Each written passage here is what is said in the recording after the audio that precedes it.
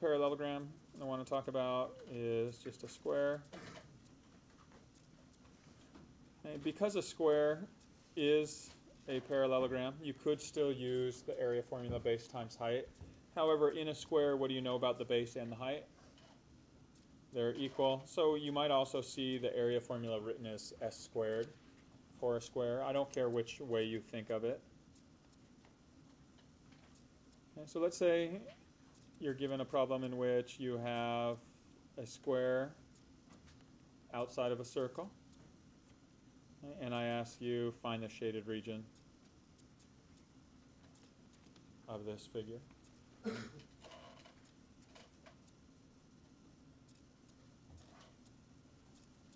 If I tell you the circumference is equal to 6 pi,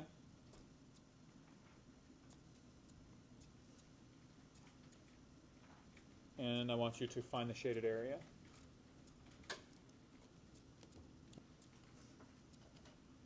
Anytime you're dealing with these overlapping shapes, so here circle inside of a square, you often will need to figure out how to form the shaded shape. So the shaded shape is formed by taking the whole square and doing what to it? Subtracting the circle. So if you take a look at the formulas, s squared minus pi r squared, you can just look to fill in your pieces of information. Okay, so we need the circumference, we need the radius of the circle, and we need the length of the side for the square. Well, if our circumference is 6 pi, and circumference is equivalent to the d pi, divide both sides by pi, we get our diameter to be 6. So if the diameter is 6, what's the length of each side of this square? 6. So we get 6 squared is minus pi times r squared. Well, if the diameter is 6, what does that mean the radius has to be? Half of 6, or 3. And so here you get your area formula, 36 minus 9 pi. Again, square units when you're dealing with area. So this is how you could solve for that shaded area. And now there's something I want to compare this to. Compare that to this question, which is solved in a very similar fashion, but what if I asked you what's the probability that a point is randomly selected from that figure and it falls in the shaded region? If that was the case, probability is equal to, again, the desired outcome divided by the total possible outcome. So the desired outcome would be shaded area, which was given by the expression we just found, 36 minus 9 pi. And then the total outcomes, or the total possibility, would be what formula?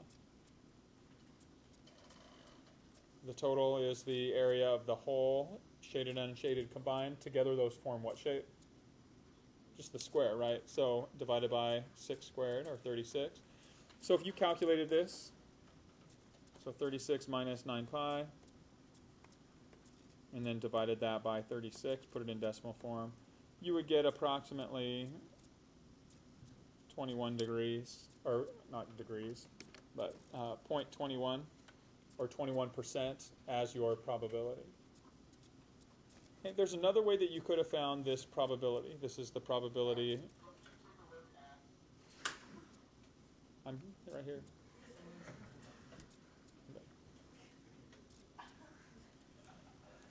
All right, if you take a look at the probability for the shaded, there's another way that you can approach that. Okay, that might be a little bit easier. Even though it adds an extra step to the calculation, the numbers are easier to do. Does anybody have an idea of what's another way I can find this probability of the shaded region that involves a different set of calculations or comparison?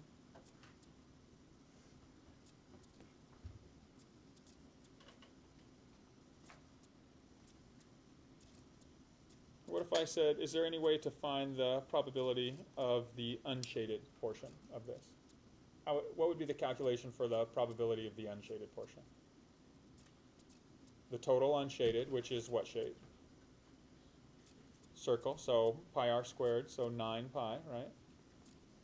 Divided by the total possible, so the shaded and unshaded combined was what shape again? Square, so that's 6 by 6 square, so 36. So if I took 9 pi divided by 36, That calculation right there is going to give me the probability of selecting a point in the unshaded portion. Well, how does the unshaded and shaded compare in between these two? They add up to 0.79 and 0.21 add up to 1, right? A 100% probability, one or the other. So if you were to take this unshaded one and then subtract that from a 1, so just take 1 minus that probability, it will give you the probability of the shaded portion, 0.2146 or whatever it was. Okay, so you can do it either way.